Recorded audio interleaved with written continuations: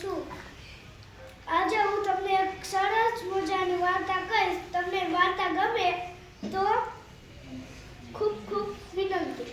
તો આ વાર્તાનું નામ છે ઠાગા ઠયા કરું છું। એક મોટું બધું જંગલ હતું। તેમાં એક કાબર ને કાગડાભાઈ રહેતા હતા।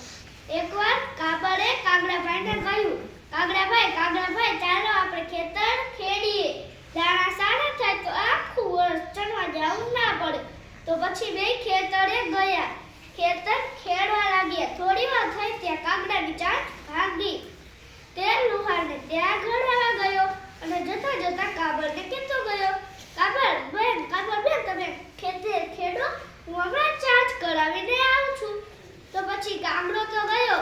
ચાંચ થઈ ગઈ, પણ કામ કરવાની આળસે કાગડો ઝાડ પર બેઠા બેઠા લુહારની સાથે ગપ્પા મારવા લાગ્યો। થોડી વાર થઈ ત્યાં ખેતર ખેડાઈ ગયું। પછી બી નાખવાનો સમય થયો।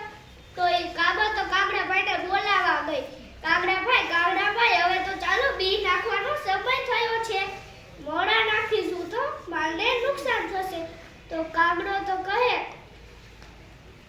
ઠાગા ઠૈયા કરું છું, ચાચુડી ઘડાવ છું, જાવ કાબર બેન જાવ આવું છું। તો કાબર તો ગઈ। તેને એકલી આખા ખેતરમાં બી નાખી દીધા। પછી સમય જતો જતા ઘાસ ઉગ્યું। પછી નીંદવાનો સમય થયો। તો કાબર તો કાગડાભાઈને બોલાવવા ગઈ, કાગડાભાઈ હવે તો ચાલો નીંદવાનો સમય થયો છે। મોડું નીંદીશું તો મારને નુકસાન થશે। તો પછી કાગડો તો કહે, ઠાગા ઠૈયા કરું છું, ચાચુડી ઘડાવ છું, જાવ કાબર બેન જાવ આવું છું। કાબર તો ગઈ। તેને એકલી આ ખેતરને નીંદી નાખ્યું। પછી દિવસો જતા જતા કાપણીનો સમય થયો।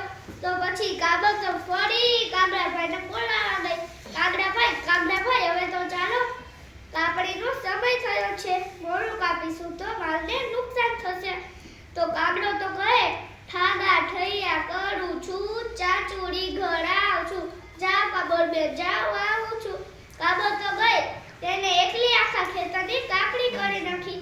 પછી બાજરાના ઢૂંડામાંથી બાજો કાઢ્યો। એક કોર બાજરાનો ઢગલો કર્યો અને બીજી કોર મોટો ઢૂસાનો ઢગલો કર્યો અને ઉપર થોડો બાજરો નાખ્યો। તો પછી કાગડાભાઈને બોલાવવા ગઈ, કાગડાભાઈ હવે તો ચાલો બાજરાના ઢગલા તૈયાર કર્યા છે, જે તમારે લેવો તે તમારો। તો કાગડો તો મનમાં ને મનમાં વિચારવા લાગ્યો, વગર મહેનતે બાજરાનો ભાગ મળશે તો બહુ સારું। તો પછી કાગડો કહે, ચાલો બેન તૈયાર જ છું, હવે ચાંચ સરખી થઈ ગઈ છે। તો બે ખેતરે ગયા। કાગડો મોટા ઢગલા લેવાની લાલચે ભૂસાવાળા ઢગલા ઉપર બેસી ગયો। જેવો બેસવા જાય તેવા તેના પગ અંદર ખુબાઈ જાય। પછી આંખમાં, કાનમાં, મોઢામાં, નાકમાં બધે ભૂસા ભરાઈ ગયા। પછી કાગળ બાજો ઘરે લઈ ગઈ, ખાધું પીધું ને મોજ કરી।